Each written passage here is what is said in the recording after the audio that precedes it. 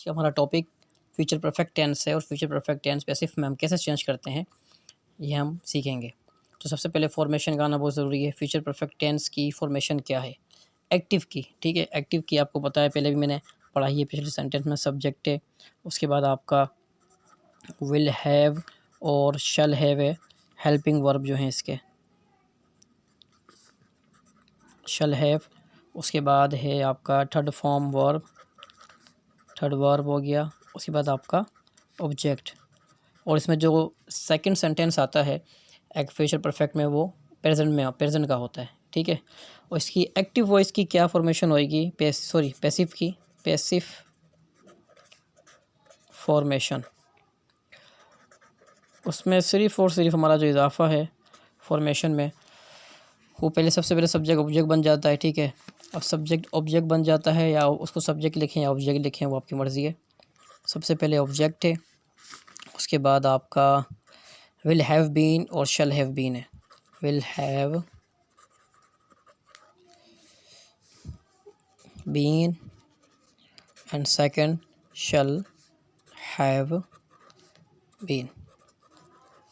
After that third form of the verb,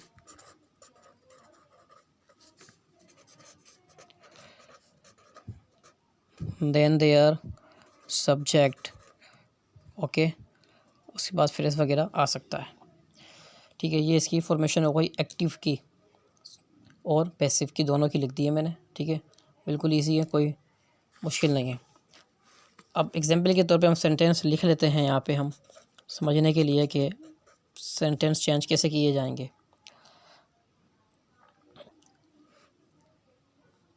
सबसे पहले active का हम जुमला लिखते हैं, he will have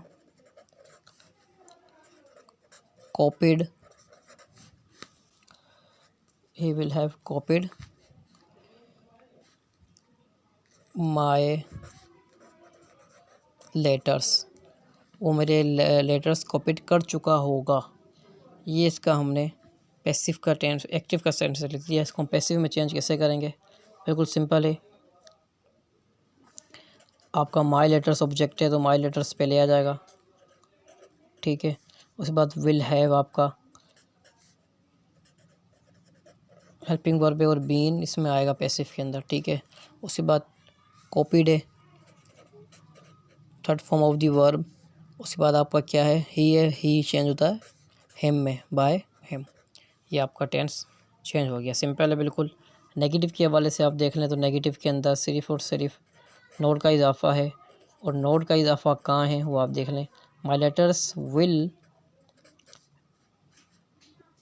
have not been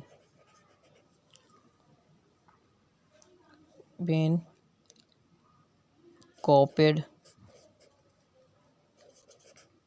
by him। ये नेगेटिव इसका बन चुका है। विल नॉट, एक मिनट, इसमें हैव आपका बाद में आएगा, हैव यहाँ आएगा। विल नॉट हैव बीन, ठीक है, नेगेटिव में हो गया। उसके बाद आपका इंट्रोगेटिव में आपका आएगा हैव, आपका पहले आएगा। उसके बाद माई लेटर से फिर आपका बीन है, बस। उसके बाद बाकी सेम रहेगा आपका सारा सेंटेंस,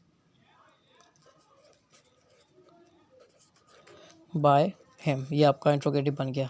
बिल्कुल सिंपल है। और शैल और विल हैव का जो कॉन्सेप्ट है वो आप पिछली वीडियोस में देख के पता कर सकते हैं, जो मैंने सिखा रखी है, ठीक है। बिल्कुल सिंपल सेंटेंस है। थोड़े आप खुद ही you should make some sentences to improve your structure and to improve your passive form of future perfect tense, okay। अगर आपने चैनल को सब्सक्राइब नहीं किया तो आप चैनल को सब्सक्राइब कर दें ताकि हमारी वीडियो आपको आसानी से मिल सके। आज हमारे जितने भी टेंस थे फ्यूचर के वो भी क्लियर होगा, क्योंकि फ्यूचर के दो ही होते हैं टेंस जो बनते हैं पैसिव के अंदर। कल हम सीखेंगे कि कौन से टेंस को पैसिव में चेंज नहीं किया जा सकता, ठीक है। ये हमारे पैसिव के सारे टेंस क्लियर हो चुके हैं। तो नेक्स्ट वीडियो में फिर मुलाकात होगी।